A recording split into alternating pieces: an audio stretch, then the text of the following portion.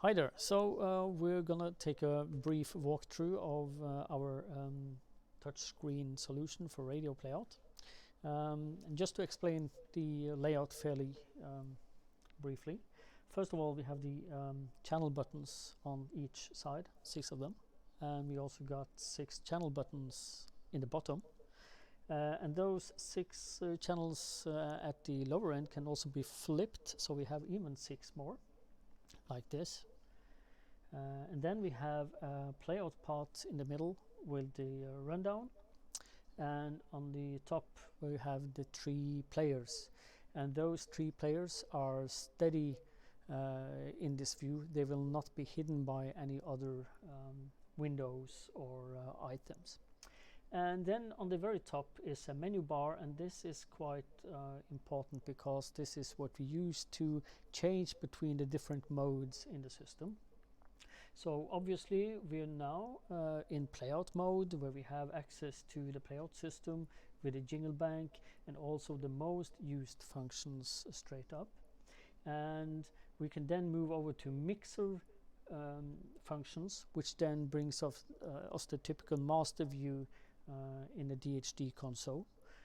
And then from here we can dig even deeper into the system. We can do EQs, we can do dynamics, we can do auto mix settings, and so on. So the most important part, when we now have replaced the traditional faders with on-off buttons, is actually what we have done.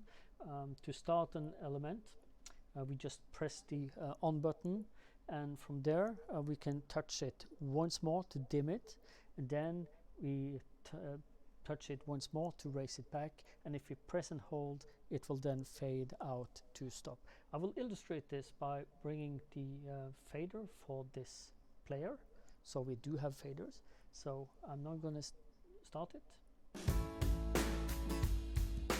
And if I want to dim this item, I do like this, and I can go back by clicking it.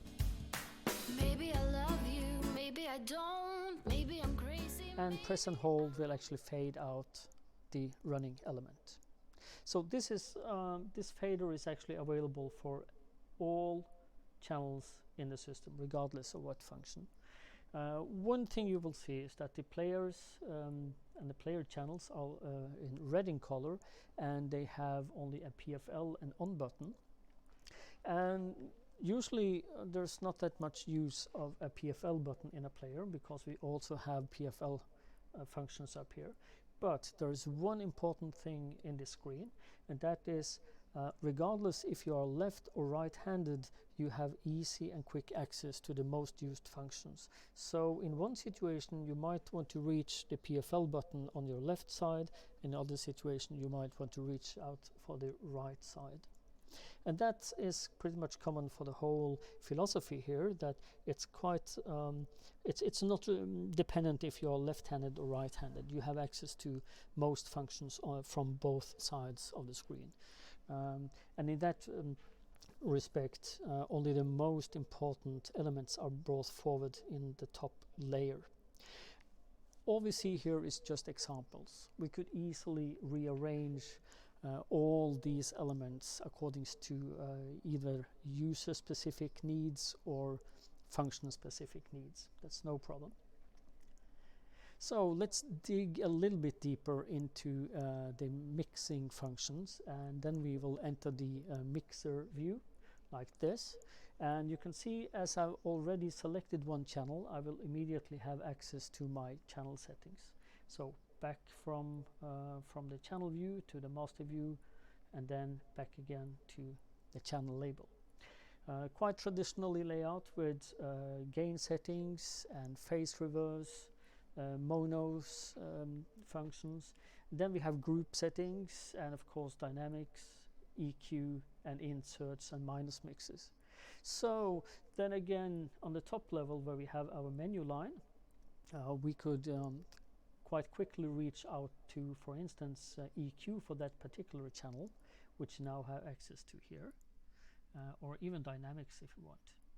So if we are looking to adjust the limiter, we could then hit the limiter button, and we will have access to the limiter. And I see the limiter is actually turned on in this case. So we have an overview button which brings us back to the complete channel overview, and we can even switch on and off the individual functions from here. Also, we have a setting for automix where we can do adjustments for automix for all available channels, and of course snapshots. All channels can be laid out in a snapshot, either based on function, or we could take a specialized snapshot for a user, for instance, so that Kalle has his own snapshot and that will be spread amongst all consoles in the system. To take a step back to the main view, we have put in a small weather forecast, and then we have some areas where we can actually have names for the guests, meaning that the guests themselves can actually enter a web page either in studio or outside the studio, enter their name and do a rough gain adjustment for the microphones, and then we'll have access to listening volumes as well as course buttons in that system.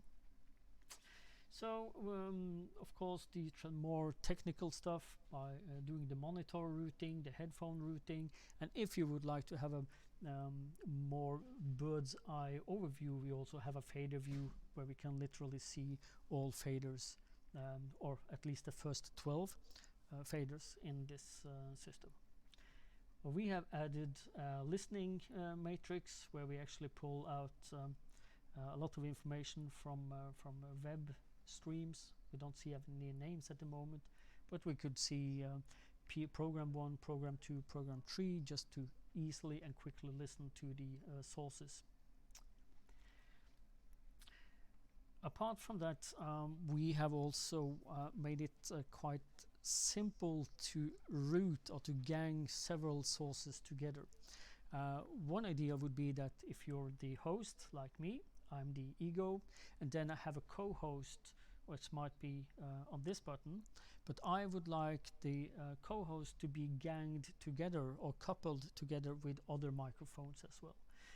And one way to do that is what we call gang, and then we would select the channels that we would like to include in that gang. So these 3 are now pink, meaning that they are belonging to this channel. So if I switch on and off this one, those 3 will follow, and I can do the same on the other side as well.